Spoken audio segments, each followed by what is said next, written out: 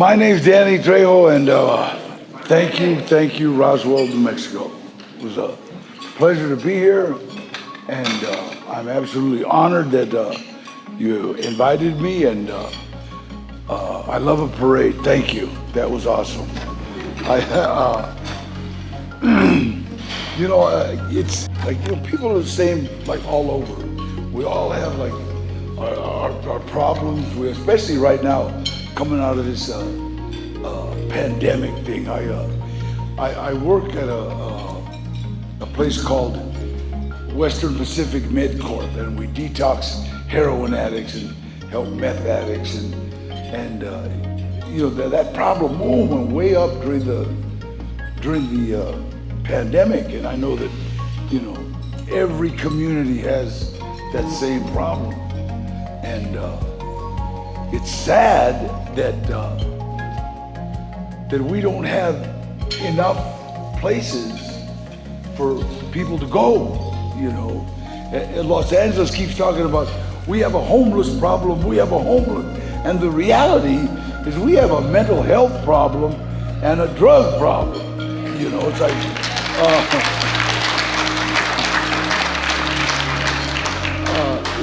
if one of us loses our job, we know how to go get another job. I gotta pay my rent, I gotta support my children. We have that in us. But there's a lot of people that don't even know they're homeless, and especially if you're doing meth, you don't care if you're homeless, as long as you got that pipe, and so I work a lot with the homeless, I work a lot with drug addicts, and that's my love, and people understand, why do you keep doing it, Dan? The reason, in 1968, I was involved in a riot in prison, Soledad State Prison, and me, Ray Pacheco, and Henry Quijada, I can mention their names because they both died in robberies. We got sent to the hole. Henry kicked the coach, and that's a gas chamber offense, assaulting an officer. And Ray socked a free person, that's another gas chamber offense. And it was alleged that I threw a rock and hit Lieutenant Gibbons in the head, and that's a gas chamber offense. So we were sitting in the hole, and Henry yelled out, "Hey, Danny, they're gonna top us on." And it was the first time I've ever really felt like, wow, this is like the end. And you think about it, when I was in grammar school, all my teachers said, he has a lot of potential, but he can't sit still. And then in junior high school, the same thing. Danny has a lot of potential, but he can't be quiet. And in high school, same thing. A lot of potential, but won't come to class. So basically, even my parole officer, a lot of potential, but can't stop using drugs. So I had a lot of potential. And when Henry said, Danny, they're gonna top us, I thought about what happened to all that potential. They're gonna kill me. And I haven't used my potential yet. Now, I always say, it doesn't matter where you start, it matters where you end. And right there, I remember asking, asking God, you know what, just let me die with dignity. Don't let me pee myself, don't let me scream and yell for my mom, just let me die. I had a reputation on the yard as a lightweight and welterweight champion of the joint, so I didn't want to go out like a baby. And I asked him, let me die with dignity. I'll say your name every day, and I'll do whatever I can for my fellow inmate. I said inmate, because I knew if they didn't kill me, I was never getting out of jail. And I went the whole, that was Cinco de Mayo, because I know I know a lot of you think Cinco de Mayo means 5th of May, the Battle of Puebla, all that. Really, if you're a real Mexican, Cinco de Mayo means get bail money because you're going to jail. You're gonna drink tequila, you're gonna fight, you're gonna shoot a gun, your wife's gonna stab you or something, but you're gonna go to jail. That's what Cinco de Mayo meant. Stupidest thing in the world. Prison had an outside baseball team come in and play on Cinco de Mayo. So we had all these guys coming in chewing gum, and you're not allowed gum in prison. And that was actually, I remember Ray, who had come down from Tascadero, which is the state mental hospital for the criminally insane. He came down to Soledad, and he was like a kid. He was saying, look at that guy chewing gum. And I said, shut up, Ray, don't talk to him. He knows karate, don't talk to him. And I don't care, I want some gum. So Ray went after him for gum. Cinco de Mayo is like an explosion when something happens. Even in my neighborhood, it's like if one party gets them, the whole neighborhood kind of like just starts going crazy. And so the whole joint went crazy, and we got sent to the hole. And I just asked God, let me die with dignity, and I will say your name every day. I'll do whatever I can for my fellow inmate. I got out of the hole in August, and of 1968. I went to the parole board July of '69, and Mad Dog Madden, the parole agent that was on the board, that was his real name, Mad Dog, and said, Trejo, we're sick of you. You've gone 11 months without a beef, you never went 11 days. What happened? And I started telling him about, well, I'm in AA now, I started an NA program, I did this, and really, he interrupted me, he says, I don't care, shut up. We're gonna let you out. Bring us back a life sentence. I'll never forget that. I had a 10-year top, they gave me 10 years. I sold 4 ounces of sugar to a federal agent. Pure sugar, just nothing, he wanted some stuff. Give me some stuff. Okay, I got some stuff. And he asked me, is it good? It's pure. I told him it's pure. It wasn't pure sugar. And got very angry. Beat me all the way from North Hollywood to the federal building downtown in a brand new 1965 Buick Riviera. I'll never forget it. It's a beautiful car. And it had tan carpeting. And I remember I'm bleeding all over this carpet. And I kept telling him, hey, I'm bleeding all over your carpet. Shut up. And then they found out that the feds don't have a statute for bunco sales. There's no crime. So they beat me all the way back to North Hollywood. And I was sale and loot of narcotics. That's what I was arrested for. I got 10 years. And it was kind of funny. I mean, now that I was clean and sober, I bought a 65 Buick Riviera. And it's cherry. I got bags on it. Everything is beautiful. And every time I get into it, I laugh. Ha ha ha. Nobody beat me up in this car. And so, but I got out of prison. You understand? I made a deal. With God, but not like, don't let me get in trouble. Let me pass this test. Not like, don't let my mom be mad at me. Let me die. Let me die with dignity. And when I came out of prison, I'm standing in front of my mom's front yard, and I'm trying to figure out, okay, now how are we gonna be a nice guy? Especially in this neighborhood. I broke into everybody's house. I stole everybody's lawnmower. We had crazy, drunk parties. So nobody liked me in this neighborhood. And I'm thinking, okay, so let's do something nice.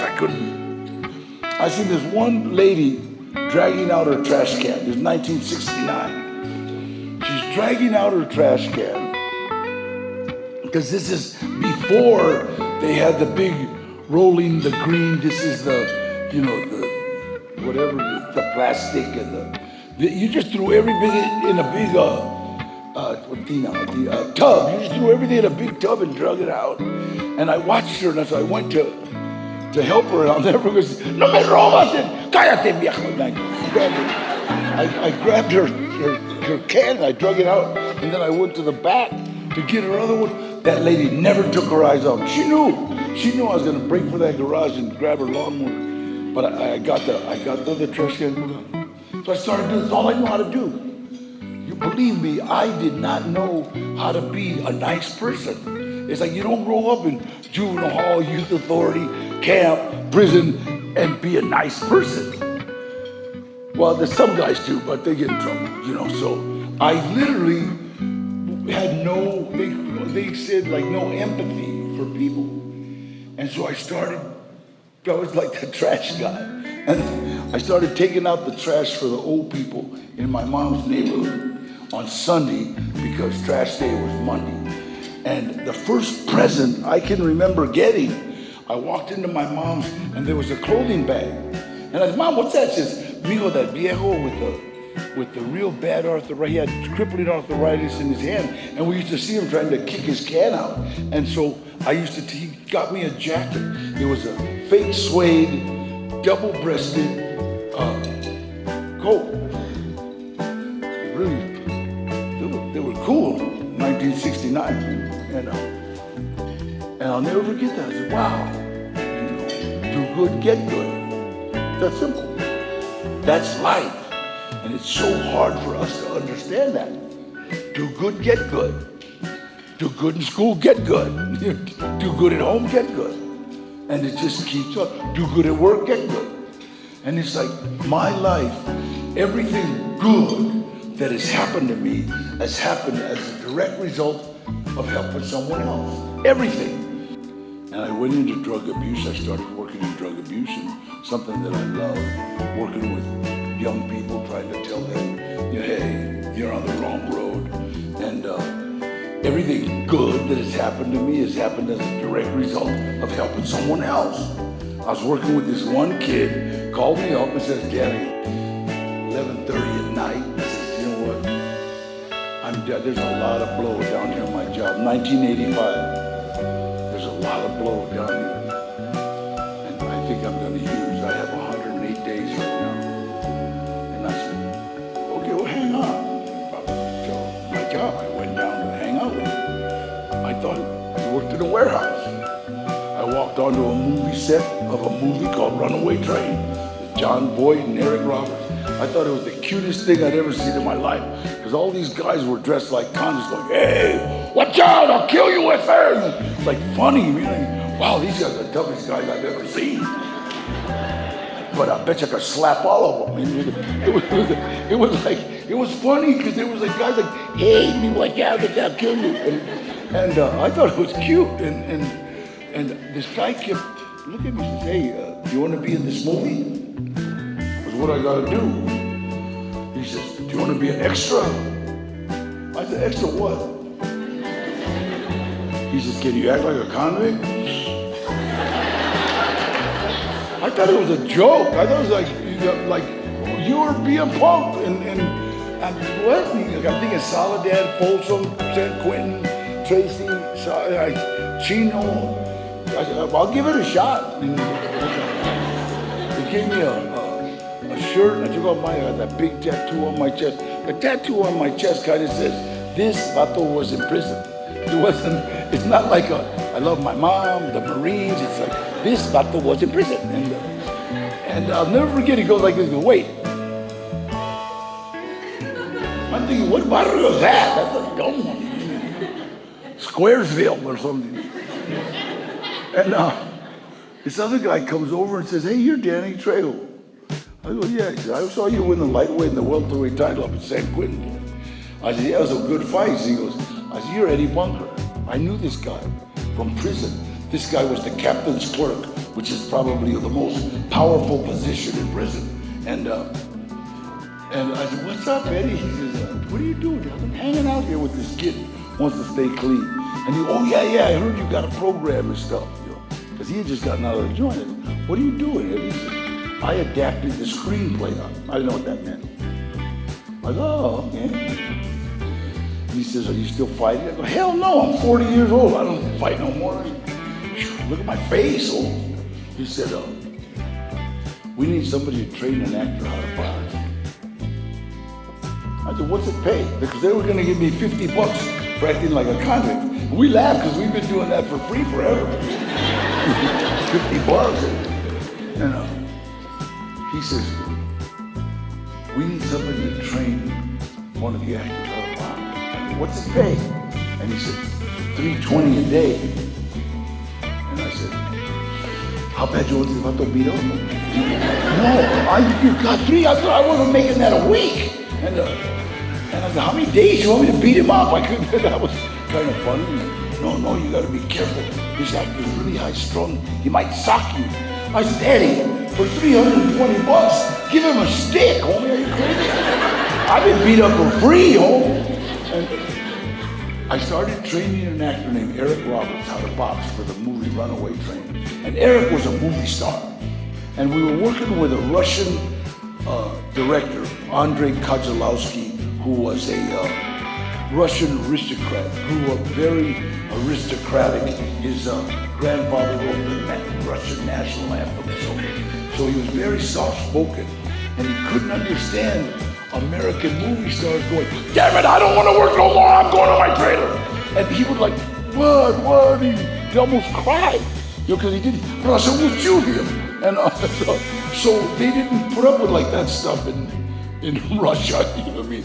And so he saw that I could handle Eric, and I think he was scared of me. And so we did this, and so I'll never forget, he came up one day and says, in movie. You fight Eric in movie, and you be my friend. Now, if you got a prison background, and somebody says, you be my friend, wait a minute, hold on. What does that mean? Because I'm mad, I'll kill you. I'm not showering with you, and then he kissed me on both cheeks and walked away. I told Eddie, I'm gonna train the kid for $320, but if I'm gonna be kissing that old man, I want more video. No, he's European.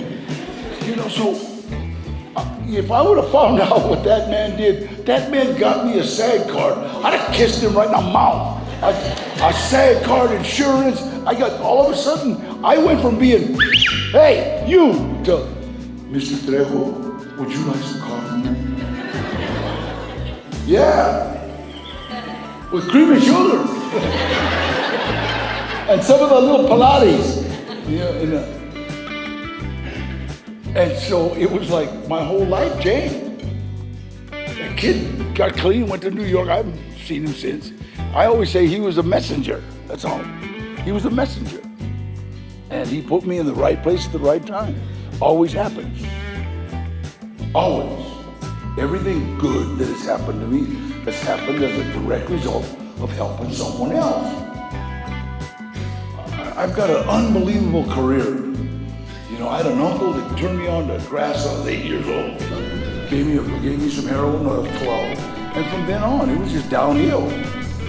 I had no control over my life whatsoever. And people don't understand. Somebody gives you drugs, they have just taken control of your life. If you're gonna keep coming back to them, they control you. Hey, go give me a soda. Doesn't matter. You know what, let's go steal a car. Okay, get that one. It's like they have control over your life. That's what drugs do. And every society in history that has fallen behind drugs and alcohol. Every one of them. You know, and the way you keep a society down in a country, it's full of drugs. Keep pumping drugs into that needle. It's gonna stay down. And so I got this great career going. I haven't used drugs since 1968, since I made that promise to God. So, it doesn't matter where you start, it matters where you end. And it was funny because I had this movie coming up, right? I had to wait like 3 weeks, but it was a good amount of money. And I'm waiting, I'm not doing nothing till I get that movie. And then this dumb movie comes up, right? They call them no budget. So that means that they'll buy you a sandwich. And they needed a lead, they needed a name, right? And so this director kept asking me, and I kept, just kind of like, come on, man, I got stupid, make a lot of money. And my agent, Gloria, and the host said, God, man, it's like, you know how ladies do when you don't do something they want you to do. Like, okay, all right, okay, never mind. That's okay. Never mind, hey, do whatever the hell you want. I don't care. Oh, come on, man, what's the big deal? There's money over here. I think this is gonna turn into something good, Danny. So I do this stupid low-budget movie called Badass. I know, stupid. And it turns into a trilogy. I make 5 times the money I was gonna make over there because I did 3 of them. Badasses, Badass on the Bayou. Worked with a guy named Danny Glover, who's a monster, and a big guy. And but I met this guy named Ash Shaw on this movie, the producer, and he saw that I like good food. I don't eat processed food. Come on, 70 years old. Well, now I'm 78, but you better eat good.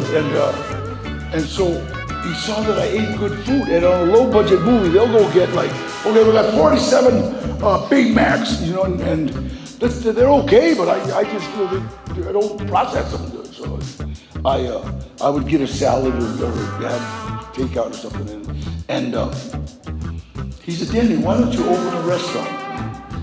Jokingly, I said, Trejo's Tacos, and I said that because I could picture me getting a diamond T, 2 T's are diamonds, Kyogo, and I'm just a joke.